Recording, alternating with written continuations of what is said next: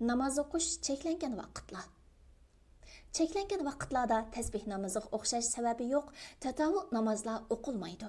Chunki bunday namozlar ma'lum sababi bo'lmagan ojiz amallardan bo'lib, namoz o'qish ta'kid bilan cheklangan vaqtlarda buningdek asosiy ojiz namozlar kuchli cheklam oldida puttirab turolmaydi.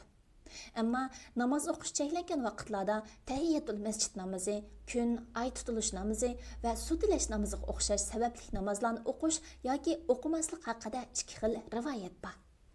Bilginki, quyosh chiqayotgan, tiklangan, pitayotgan 3 vaqtda namoz o'qishning cheklanishining 3 sababi bordir. Birinchi, quyoshga ibodat qilganlarga o'xshab qolmaslik. Ikkinchi, shaytonning mungizi sajda qilishdan saqlanish. Chunki shaytonning mungizi quyosh chiqqanda uningga eslashib chiqadi. Quyosh ko'tarilganda ajraydi, tiklanganda yana keladi, kun qayrilganda yana ketadi. Kun bitishga yaqin shayton yana keladi va patqanda ketadi.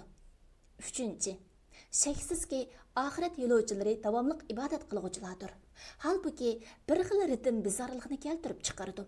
Cheklam oldida tetiklik boshqacha artadi. Haqiqatan nafs cheklangan narsani qilishga herismandir. İnsan yuqorqi 3 vaqtda namoz o'qishdan cheklangan, lekin har xil holatlarda ibodat qilsin uchun bu vaqtlarda qiroat qilish va tasbih aytishga o'xshash ibodatlar cheklanmagan. Darvaqa namozdami qiyam, ruku, sajda va tashahhud qatorliq turli holatlar bordir. Alloh taolo eng yaxshi bilguchidir.